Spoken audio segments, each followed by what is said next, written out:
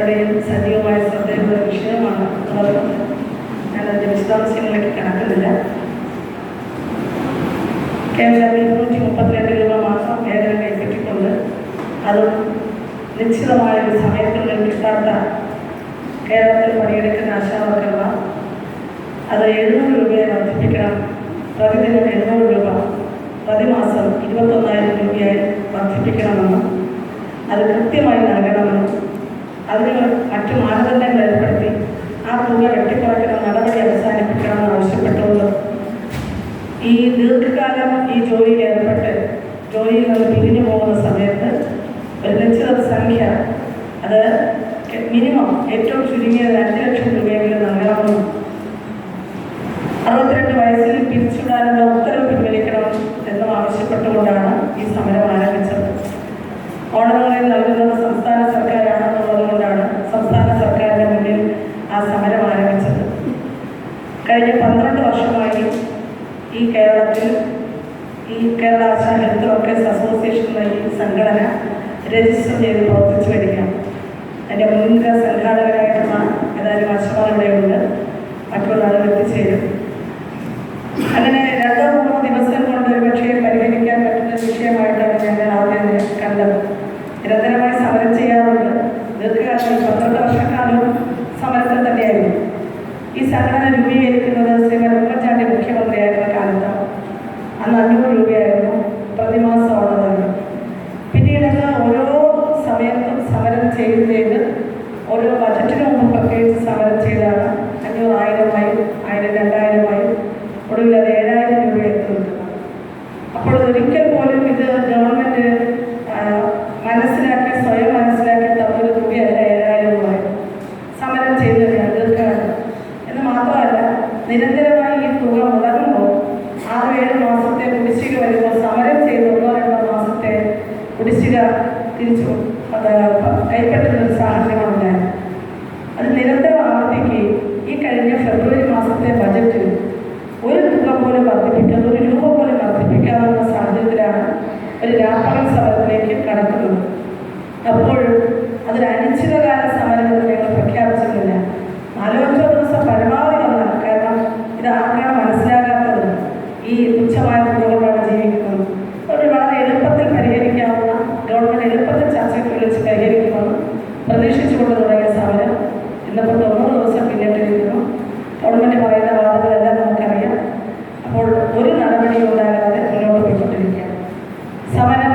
ഈ ദരിദ്രരായ സ്ത്രീകൾ, പ്രത്യേകിച്ചും കുടുംബത്തിൻ്റെ പൂർണ്ണമായ സാമ്പത്തിക ഉത്തരവാദിത്വം പലപ്പോഴും ആശാവർക്കർമാരായിരിക്കുന്ന സ്ത്രീകളുടെ തലയിലാണെന്നുള്ളതാണ് ഈ രംഗത്ത് പ്രവർത്തിക്കുന്ന ബഹുഭൂരിപക്ഷം ആളുകളുടെ അവസ്ഥ.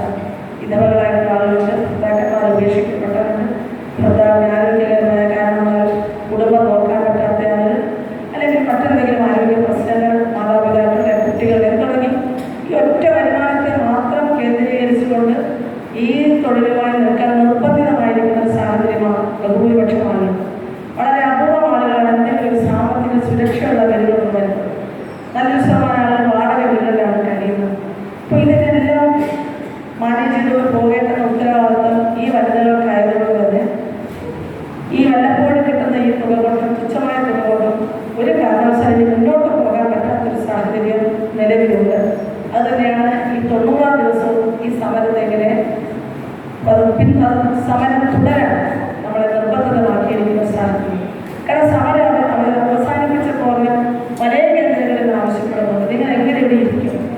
ഈ പെരുമഴയെന്നും ഇത്രയും ശക്തമായ വെയിലും നിങ്ങൾ സ്ത്രീ തൊഴിലാളികൾ നിങ്ങൾ എങ്ങനെ നിലനിർത്തും? നിങ്ങൾക്ക് തൽക്കാലം അവസാനിപ്പിച്ച് കൂടെ ഈ കടമെടുത്ത് പിടിക്കുന്ന മുഖ്യമന്ത്രിയുടെ മുന്നിൽ അല്ലെങ്കിൽ സർക്കാരിൻ്റെ മുന്നിൽ നമ്മൾ എന്തിനിടയിൽ സഹന സമരം നടത്തണമെന്നൊക്കെ ചോദിക്കും. പക്ഷേ തിരിച്ചു ചെന്നാൽ അവിടെയൊന്നും ഇല്ല എന്നൊരു യാഥാർത്ഥ്യം ഉള്ളതുകൊണ്ടാണ് ഈ സമരം തുടരാൻ തീരുമാനിച്ചത്.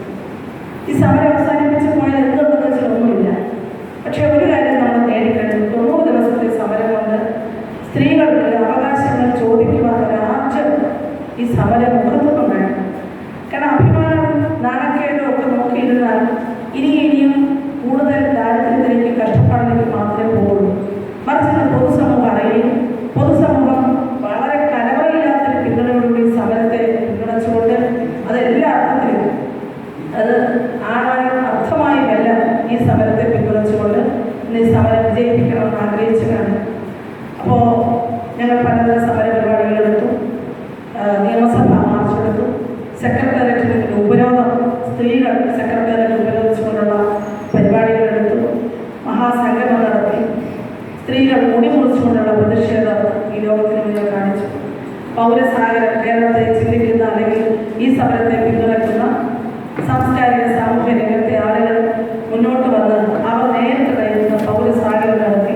ഇതുകൊണ്ടൊന്നും തന്നെ ഗവൺമെൻറ് അനങ്ങാത്തൊരു സാഹചര്യത്തിൽ ഈ സെക്രട്ടേറിയറ്റിന് മുന്നിലെ സമരപ്പന്തലിലേക്ക് കടന്നു വരാൻ പറ്റാത്ത ആളുകളെ നേരിട്ട് കാണാനും, ആശാവർക്കർമാർ പ്രത്യേകിച്ച് വടക്കൻ ജില്ലകളിലെ ആളുകൾക്ക് ഇവിടേക്ക് വരണമെന്നുള്ള വണ്ടിക്കൂലിക്ക് പോലും വകയില്ലാത്ത ആളുകളെ അങ്ങോട്ട് പോയി നേരിട്ട് കാണാനും, പിന്തുണയ്ക്കുന്ന ജനലക്ഷങ്ങളെ നേരിട്ട് കാണാനും പിന്തുണ സ്വീകരിക്കുന്നതിൻ്റെയൊക്കെ ഭാഗമായാണ് ഒരു സമരയാത്ര ആരംഭിച്ചിരിക്കുന്നു.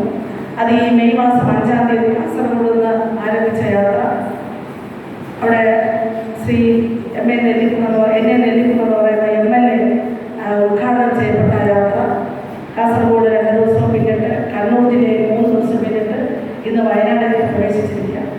അഭൂതപൂർവമായ പിന്തുണയാണ് നമ്മൾ ഗ്രൗണ്ടിൽ നമുക്ക് കാണാൻ പറ്റുന്നത്. നമ്മുടെ സംസ്ഥാന ജനറൽ സെക്രട്ടറി ശ്രീമതി MA ബിന്ദുവാണ് ജാഥ നയിക്കുന്നത്. കക്ഷി രാഷ്ട്രീയ ഭേദമന്യേ മനസാക്ഷിയുള്ള മുഴുവൻ ആളുകളും, വളരെ പാവപ്പെട്ട തൊഴിലാളികൾ തുടങ്ങി എല്ലാ വിഭാഗത്തിൽപ്പെടുന്ന ആളുകളും ആ ജാഥയെ കാണുവാൻ, സ്വീകരിക്കുവാൻ, പിന്തുണയ്ക്കുവാൻ വഴിയോരങ്ങളിൽ നിൽക്കുന്ന കാഴ്ചയാണ് കണ്ണൂർ ജില്ലയിൽ വരുന്നത്. മുഖ്യമന്ത്രിയുടെയും ഭരിച്ചുകൊണ്ടിരിക്കുന്ന പാർട്ടിയുടെയും തട്ടകം എന്ന് പറയുന്ന കണ്ണൂർ ജില്ലയിൽ വമ്പിച്ച സ്വീകരണമാണ്. ഒരു ദിവസം 4 പരിപാടികളിലാണ് എടുത്തിരിക്കുന്നത്.